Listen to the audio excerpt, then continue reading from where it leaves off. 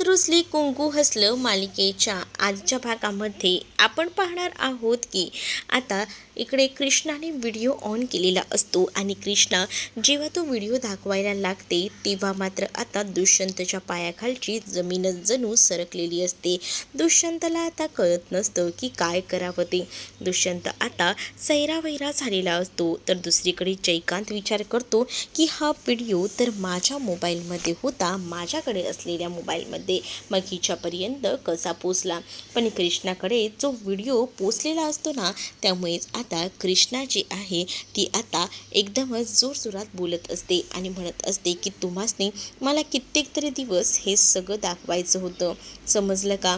तुमची आई किती पोचलेली आहे ते, आणि हे सगळं काही या बायजाबाईनंच केले. याही गोष्टी आता कृष्णा बोलत असते.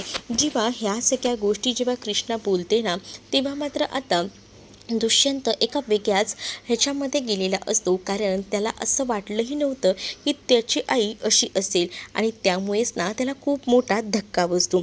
पण इकडे आता बायजा जी आहे ती नाटक करायला सुरुवात करते. बायजा आता म्हणत असते की दुष्यंता, तू तुझ्या बायकोवर जराही विश्वास ठेवू नकोस. तुला मी सांगतोय ना, ऐक ऐक, हे सगळं ना खोटं आहे. दुष्यंतला आता कळत नसतं. दुष्यंतला बाळजाचा सहवास तिचा हातही लावलेला नको असतो, म्हणून तो तिचा हात झटकत असतो. आणि हे सगळं बघूनच ना आता मात्र इथे असणाऱ्या मैनावती, जयकांत यांना धक्का बसतो. पण आता बाळजा जी आहे ती दुष्यंतला सांगत असते की मी तुला खरं सांगते, ही तुझ्याशी खोटं बोलते. हा व्हिडिओ ते बाजारात बनवून मिळतात नाही का, तसला बनवून घेतलेला व्हिडिओ आहे. मी काही तिथं गेलेलीच नाही आहे. असंही आता बायजा खोटा व्हिडिओ आहे असं सांगत दुष्यंतचं पुन्हा एकदा मन जिंकायचा प्रयत्न करत असते. पण दुष्यंतला आता या सगळ्या गोष्टी अगदी हुबेहूब वाटत असतात. कारण व्हिडिओ बनवलेला आणि त्यासोबत हा व्हिडिओ यातला फरक बरोबर दुष्यंतला कळत असतो. त्यामुळे दुष्यंत आता म्हणत असतो की तू माझ्यासोबत खूप मोठी फसवणूक केलेली आहेस. मला तुझ्याशी काही बोलायचं नाही आहे, आई, दूर हो. असंही आता बाळजाला दुष्यंत सांगू लागतो. आता दुष्यंतने असं केल्याबरोबर इकडे असणाऱ्या कृष्णाला जबरदस्त असा राग येत असतो. तर कृष्णा जी आहे ती उभीच असते. पण त्याच वेळेला बाळजा आता या सगळ्याचे आरोप आहे ना कृष्णावर करू लागते. आणि हे सगळं काही या पोरीमुळे झालंय. या पोरीनं अख्खं घर उद्ध्वस्त केलंय. म्हणूनच तर मी म्हणत होते ना, ही पोरगी मला पहिल्यापासूनच या घरात नको होती. या घरात आल्यापासून या घराची राख रंगोळी या पोरीनं करून टाकली. दुष्यंत आता मध्ये येतो. दुष्यंत आता म्हणत असतो की बस झालं, पुरे झालं, आता मला काही ऐकून घ्यायचंच नाहीये. कारण आता मला हे सगळं काही खोटं वाटतंय. आई, तू जे काही केलंयस ना ते खूपच चुकीचं केलंयस. हे असं सगळं करायला नको होतंस. या सगळ्यामुळे ना तू माझ्या मनात ना पुरती उतरून गेलेली आहेस, असं देखील दुष्यंत आता बोलत असतो. त्यावर बाळजा दुष्यंतला म्हणत असते की तुला असं वाटतंय ना का हा व्हिडिओ खरा आहे, तर मग खरं आहे. पण हे सगळं काही मी तुझ्यासाठी केलंय. कारण मला माहिती होतं की ही गावातली मुलगी तुला लग्न करायची नाही आहे. कारण ही मुलगी ना अत्यंत पापी आहे आणि या मुलीसोबत लग्न करून तुझं काही भलं होणार नव्हतं. या सगळ्या गोष्टी मला कळत होत्या आणि म्हणूनच तुझ्या आयुष्यातून हिला काढून टाकण्यासाठीच मी हे सगळं केलं आहे, असं देखील आता इकडे बाळजा जी आहे ती बोलत असते. बाळजा जेव्हा हे सगळं काही बोलते तेव्हा मात्र आता कृष्णा शांत उभी असते. पण आता दुष्यंतला कृष्णाबद्दल काही बोललेलं सहन होत नसतं. कारण बिचारी कृष्णा या सगळ्या गोष्टी शांतपणे निमूटपणे ऐकून घेत असते. पण आता या सगळ्या गोष्टी बोलत असतानाच बाळजा रडून रडून दुष्यंतला सांगत असते की मी जे काही केलं ते फक्त तुझ्यासाठी केलं. कारण मला तुझं सुख हवं होतं. मला कळत होतं की तू हिच्यावर प्रेम करत नाही. तुझं प्रेम तर त्या पूजावर होतं. पूजाबरोबर तुझं लग्न झालं नाही आणि तुला माझ्या नाईलाजास्तव हिच्यासोबत लग्न करावं लागलं. पण मला तुझं लग्न हिच्यासोबत टिकू द्यायचं नव्हतं आणि त्याचसाठी मी हे सगळं केलं. मग मी तुझाच विचार केला की माझ्या मुलाला चांगलं आयुष्य लागू दे, चांगले जोडीदार भेटू दे, म्हणूनच मी तिच्यासोबत बोलले. पण मला काय माहिती होतं की ह्या दोन्ही बहिणी मिळून माझ्याच माथ्यावर बसतील आणि मलाच फसवतील. अरे दुष्यंता, तुला माहिती नाही आहे, ही ना ह्या घरामध्ये ना पैसा लुटायला आली आहे, हिला या घरामध्ये फक्त हक्क गाजवायचा आहे. ती म्हटली नव्हती का तुमचं साम्राज्य मी संपवणार आहे म्हणून. मग हे माझं साम्राज्य संपवून तिला स्वतःचं इथे वर्चस्व गाजवायचं आहे आणि यासाठी हे सगळं ती करते. मी ना ह्या मुलीला चांगलंच ओळखून आहे असं देखील आता बोललं जातं. बाळजा जेव्हा या सगळ्या गोष्टी बोलत असते ना तेव्हा कृष्णा शांतपणे उभी असते. पण दुष्यंतला आता या सगळ्या गोष्टींचा प्रचंड असा राग येत असतो. दुष्यंत सगळ्या काही गोष्टी ऐकून घेत असतो. दुष्यंतचं डोकं फिरलेलं असतं. कधी काय बोलावं दुष्यंतला कळत नसतं, कारण दुष्यंतची सगळीकडनं कोंडी झालेली असते. एकीकडे आई तर एकीकडे कृष्णा, कारण बायको. कारण त्याला असं वाटत असतं की कृष्णाने आतापर्यंत जे पुरावे आता मला दाखवलेत त्याच्यावर त्याने विश्वास ठेवावा की काय करावं ना हे कळत नसतं आणि म्हणूनच तो थोडा असा चलबिचल झालेला असतो. त्याला कोणत्याच गोष्टी डोक्यात शिरत नसतात, कळतही नसतात आणि त्यामुळेच थोडा तो टेन्शनमध्ये आलेला असतो. बाळजाला तो म्हणत असतो, पण आई तुला मी म्हटलं होतं ना की माझं लग्न झालेलं आहे. मग मी आधी प्रेमात नव्हतो कृष्णाच्या, पण नंतर मला कृष्णा आवडायला लागली. कृष्णावर मग माझं मनापासून आताही प्रेम आहे. कृष्णाला मी कधीही अंतर देऊ शकत नाही. तुला कळतंय का या सगळ्या गोष्टी, असंही आता म्हटलं जातं. जेव्हा या सगळ्या गोष्टी बोलवल्या जातात ना तेव्हा मात्र आता दुष्यंत ओरडून ओरडून हे सगळं बोलत असतो. पण मग कृष्णा तिथेच उभी असते. तर दुष्यंत हा म्हणत असतो की तुला कळतंय का मला काय म्हणायचं आहे ते, तू समजून घेतेस का.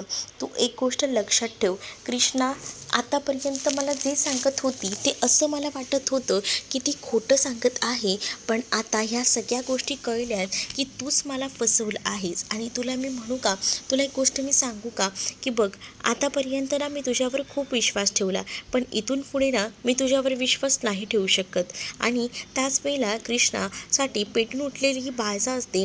बाळजा म्हणत असते की आज माझा मुलगा माझ्यापासून लांब जातोय आणि तुझ्यावर विश्वास ठेवतोय, तुझ्याबद्दल ऐकून घेतोय आणि मग मला किती वाईट वाटत असेल. हे सगळं ना या कृष्णामुळे होते.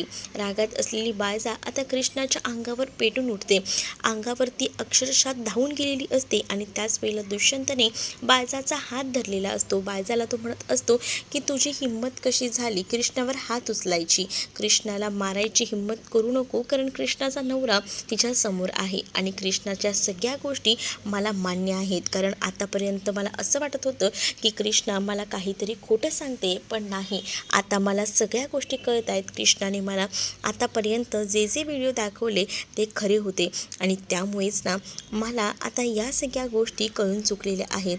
तू जरी कितीही मला सांगायचा प्रयत्न केलास ना आई, तरीसुद्धा माझा आता कृष्णावर विश्वास आहे. कारण कृष्णाने मला ज्या काही गोष्टी दाखवल्या आहेत ना त्यावरून मला कळलेलं आहे की या सगळ्यामध्ये चूक असेल तर तुझी आहे.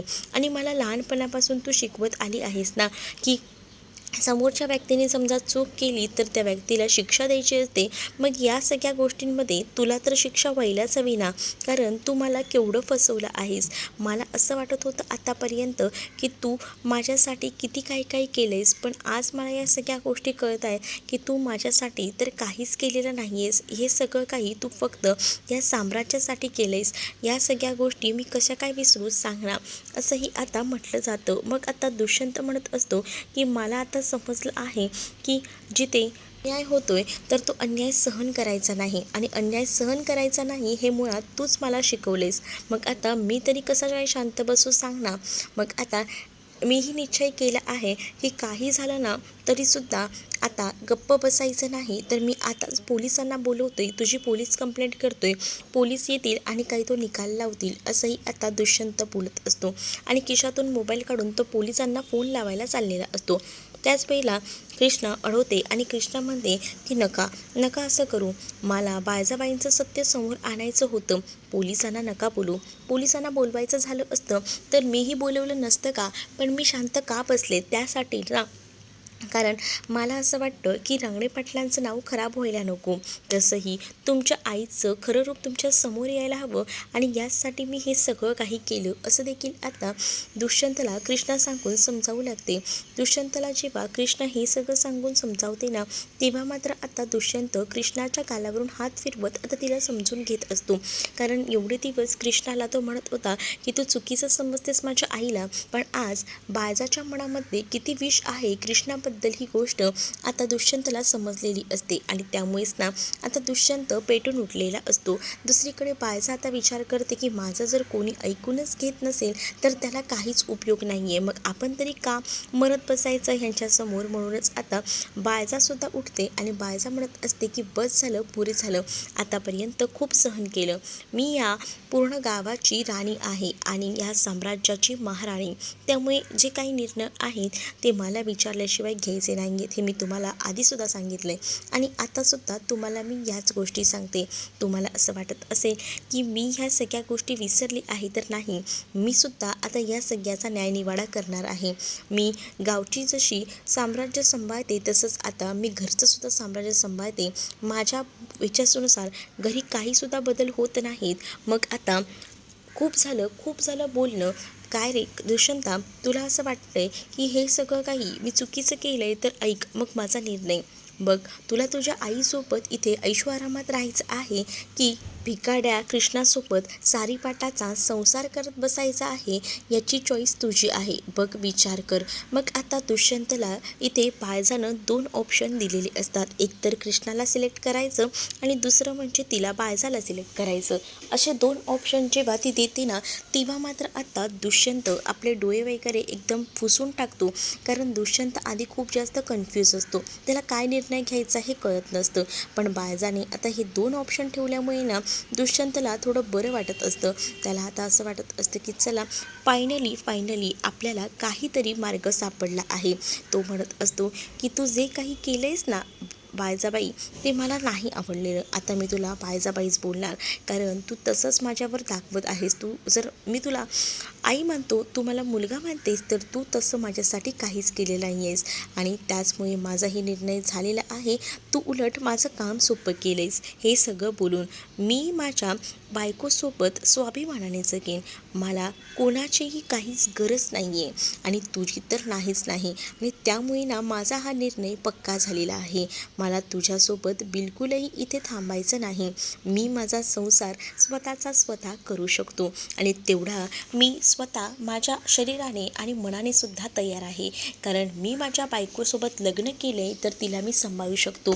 मी काही तुझ्या साम्राज्यावर राहिलेलो नाही आहे, असं देखील आता दुष्यंत डायरेक्टली सांगून टाकतो. दुष्यंत जेव्हा हे सगळं काही बोलतो तेव्हा बाळजाला धक्का बसतो, पण बाळजा काहीच रिॲक्ट करत नाही. कारण बाळजाला असं वाटत असतं की आपण काही रिॲक्ट केलं तर तेवढंच ह्या लोकांना बरं होईल. पण आता तिला असं वाटतं की मी जर ह्याला ऑप्शन दिले तर हा नक्कीच माझा ऑप्शन सिलेक्ट करेल. कारण घराबाहेर हा पळून कुठे जाऊन राहणार हा विचार ना इथे मात्र ती करत असते. पण दुष्यंतने मात्र कृष्णाचाच आता स्वीकार करायचं ठरवलेलं असतं. कृष्णाच्याच बाजूने तो उभा असतो. त्यामुळे आता दुष्यंत कृष्णाच्या बाजूने उभा राहिल्यामुळे कृष्णाला सुद्धा भरून आलेलं असतं. कृष्णाला तो म्हणतो की चालेल ना, आपण हे घर सोडून गेलो तर चालेल का? तर कृष्णा म्हणत असते की मी तुमच्यासोबत लग्न केलं आहे, मला तुमच्यासोबत 7 जन्म असंच राहायचं आहे आणि मग त्यासाठी तुम्ही मला कुठेही घेऊन जाल ना तरी मी तुमच्यासोबत येईन. अगदी रस्त्यावर राहायची वेळ आली ना तरीही मी तुमची साथ कधीही सोडणार नाही, असं देखील आता कृष्णा जे आहे ते दुष्यंतला बोलत असते. कृष्णा जेव्हा दुष्यंतला हे सगळं बोलते तेव्हा दुष्यंतचे डोळे भरून येतात. कारण दुष्यंतला स्वाभिमान हा जपायचा असतो आणि त्याचबरोबर इथे मात्र बाळजाची जी कारस्थानं असतात ती समोर आलेली असतात. बाळजा उलट बोलत असते दुष्यंतला की हे सगळं काही मी तुझ्यासाठी केलं, पण या गोष्टी दुष्यंतला मान्यच नसतात. जर तू माझी आई आहेस, माझ्या मनाचा इतका विचार करतेस, तर तुला मी तेव्हाच सांगितलेलं होतं की माझं कृष्णावर प्रेम आहे. तेव्हाच एक आई म्हणून हिने समजून घेतलं असतं. ही गोष्ट आता दुष्यंतच्या लक्षात आलेली असते. म्हणून दुष्यंतने आता कृष्णाचा हात धरून घराबाहेर पडण्याचा निर्णय घेतलेला असतो. आणि त्याच वेळेला आता बायजा म्हणत असते की तुझा हा निर्णय पक्का आहे ना?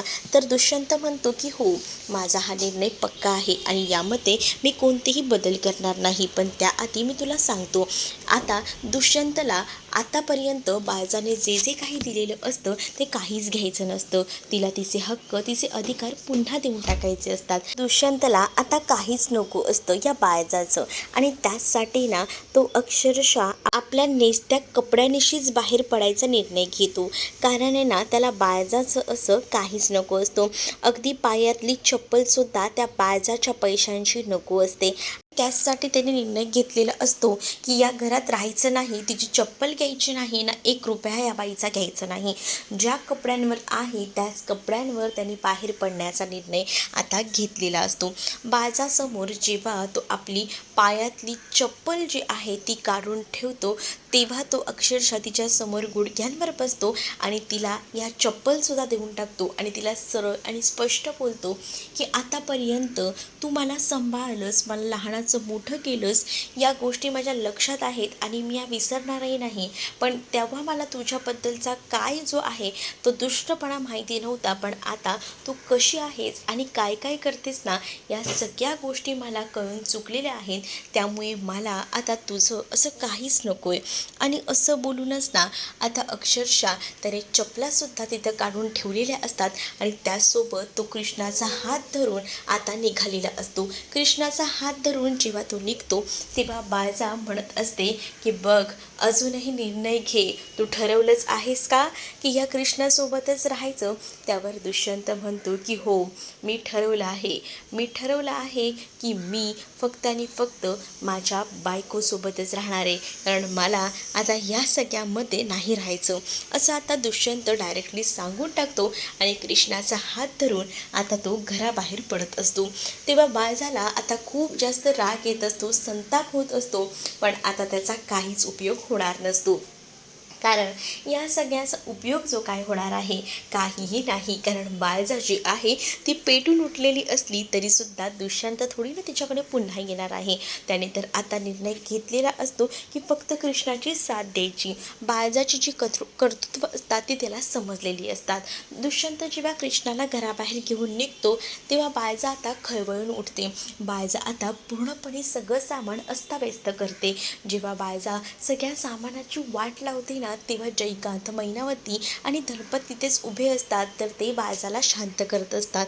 पण बायजा आता बोलत असते की हे सगळं झालंय ना त्या कृष्णामुळे, आणि त्या कृष्णाला मी उद्ध्वस्त केल्याशिवाय शांत बसणार नाही. या कृष्णानं माझ्या मुलाला माझ्यापासून हिरावून नेलंय, मग आता मी तरी कशाला गप्प बसू? दुसरीकडे दुष्यंत आणि कृष्णा बसलेले असतात. तर दुष्यंत आता कृष्णाला म्हणत असतो की तुला आता असं वाटत नाही आहे ना की माझ्यामुळे तुला असं राहावं लागतंय? तर कृष्णा म्हणत असते की नाही, मला काहीच वाटत नाही आहे, उलट मला खूप बरं वाटतंय. मी तुमच्यासोबत इथे बाहेर आनंदाने जगते. आपण ना काही करू शकतो. आता कुठे जायचं माहिती नाही, पण तुमच्यासोबत मला कधीही आणि कुठेही राहायला आवडेल, असंही आता कृष्णा दुष्यंतला सांगून त्याला आधार देत असते. दुसरीकडे आता खूप जास्त रागातच बायजा असते आणि बायजाने एक गाठोडं काहीतरी आणलेलं असतं आणि ती आग लावत असते. आणि ती म्हणत असते की कृष्णा, माझ्या तू संसाराची होळी केलीस, राखरांगोळी केलीस आणि मी तुला असंच जगू देईन असं वाटतंय का?